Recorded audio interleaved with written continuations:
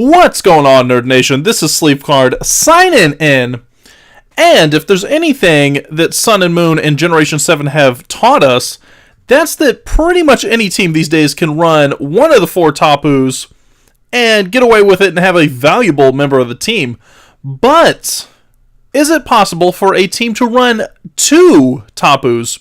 Well, that's the question that we are going to be looking at and hopefully answering today on this edition of Test That Team. Alright guys, so today's team comes to us from Reddit, courtesy of Crohndome, and let's just jump into it. Let's take a quick look, a quick little gander, sneak peek at this team. So leading the things off, we have Goodra. Goodra is running Flamethrower, Sludge Bomb, Thunderbolt, and Protect. Overall, okay, I guess. We also have Tapu Fini, we have an Aerodactyl, a Tapu Bulu, Gastrodon, and Arcanine to wrap things up. So, just looking at the team, it's okay. There are obviously some changes I would make, but here's essentially how it's going to work. So we'll look at how the team is supposed to function in an ideal theoretical environment first, and then we'll kind of break it down from there. So in a theoretically ideal environment, obviously this is a team for doubles, for like VCG doubles, which I'll be honest with you guys, is not a battle scene that's really my forte. So it's not something where I can go, oh yes, I know doubles inside and out, because I really don't do doubles. I do mostly singles. However, the way this team's pretty much set up is that you're going to send out either Fini or Bulu in your first set. Fini, as you guys saw there, it runs Heal Pulse, it runs, Ice Beam, or Muddy Water, Protect, stuff like that. So really, Fini's going to be more of like a cleric or like a medic kind of deal. So we'll have more Protects and we'll set up Heal Pulses and stuff like that to kind of support the team.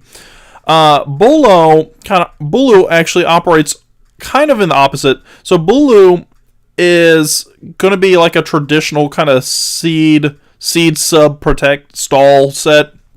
So obviously it has the Horn Leech to kind of give it that longevity, but we also look at things like Leech Seed, sub, and protect. So obviously you're going to come out, you're going to set up this Leech Seed, and then you're going to sub, and you're just going to stall out from there.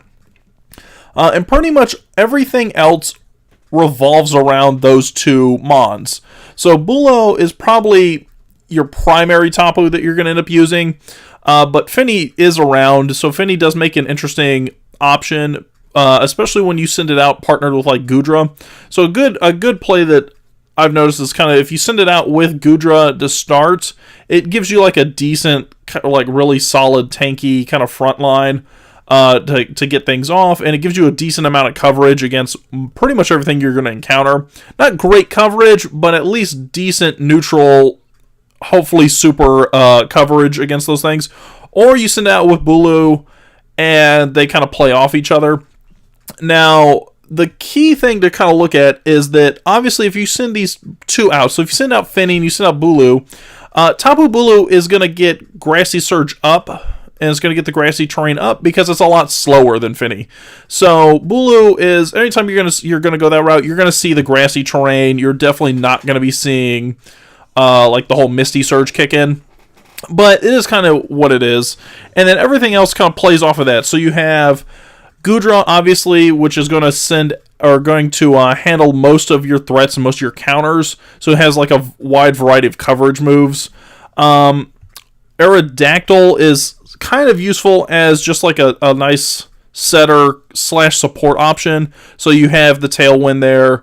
You have Wide Guard, which I didn't get a lot of use out of, but Wide Guard can be usable in certain aspects.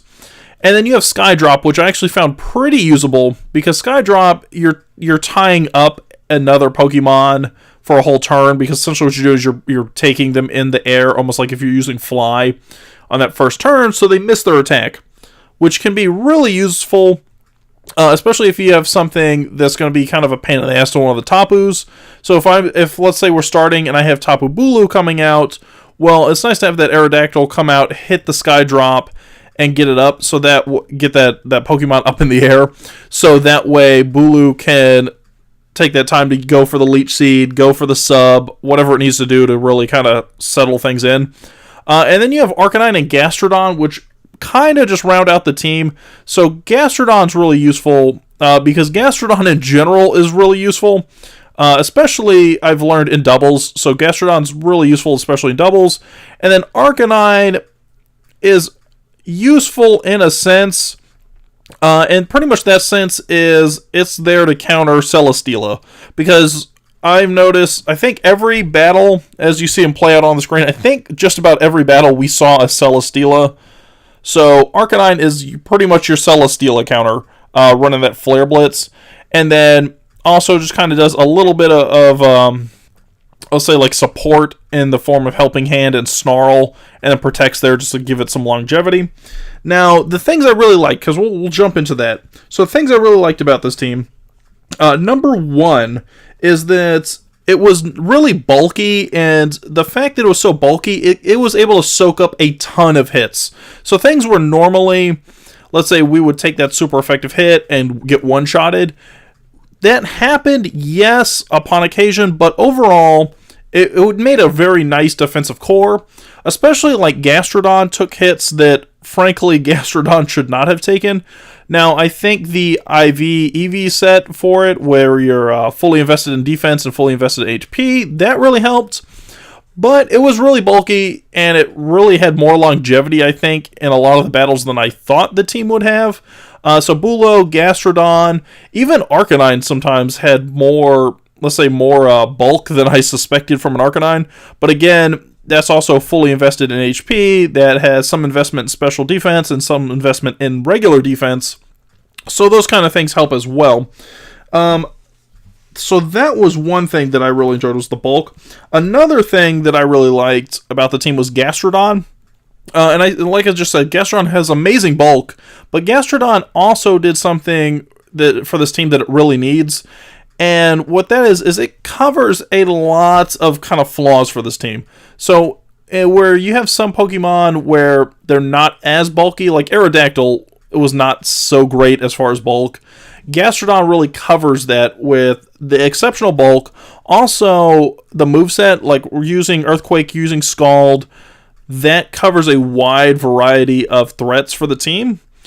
Especially, like, if you think about it, Bulo and even Finny to a certain degree have to deal with big threats coming from poison and coming from fire types. So being able to get an Earthquake off, being able to get a Scald off, that goes a long way.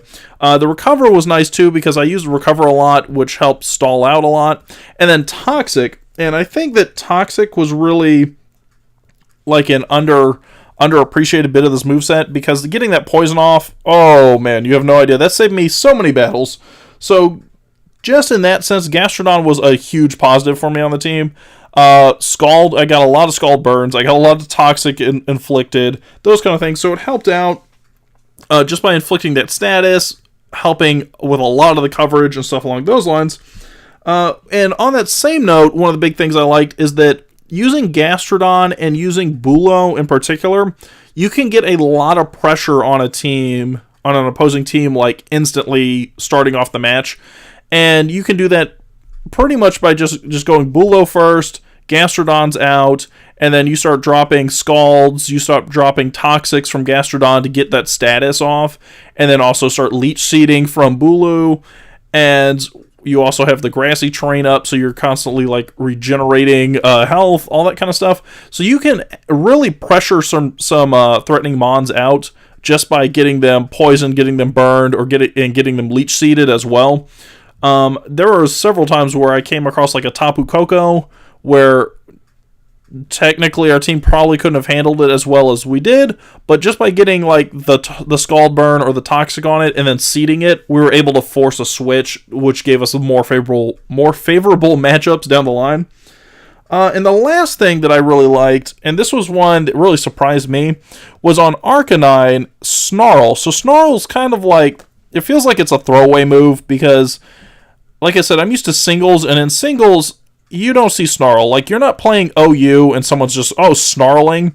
But in this sense, it actually worked. So in VCG, in the doubles, just spamming Snarl over and over again with Arcanine actually worked, and it worked pretty well, I should say. Just because, obviously, Bulu and Finny are going to be big special defenders. So having something that comes out and can just start spamming down special defense went a long way. Like I on the screen here, not necessarily right this second, but on the screen you'll see a battle here that I came across a Garchomp, and we ended up losing the battle, but we got this Garchomp down to like -6 between spamming Snarls, and then at one point they used Draco Meteor or stuff like that. So their special attack just cratered, and they had to swap that sucker out because it was doing like nothing, like 0 damage was coming off of this Pokemon. So those 4 things right there, I think, are really the high water marks for this team. As far as things that it could improve upon, so we're going to look at the other side of the coin now. So number 1, I think, is while the ideal situation is you get Bulu and Finny out, and you have just like this Tapu super wall, because obviously it's double Tapu. That's what we're looking for. 2 Tapu all the way. But it's really hard to do that, especially because there are actually times where you want to have that misty terrain set up. Now, granted, the grassy terrain 9 times out of 10 is more beneficial to you, but sometimes the misty terrain is going to be more beneficial. So when that happens, it can really stall your team out, because you either have to send Finny out with something else, and then you have Bulu later, and you just don't do Bulu. Or if you do want them both out, you actually have to send out Bulu, send out something else, and then first turn swap out the something else into Finny, so that way you can set up the misty terrain, which can be kind of a pain in the ass because you're giving away free turns, so that can be a real bummer.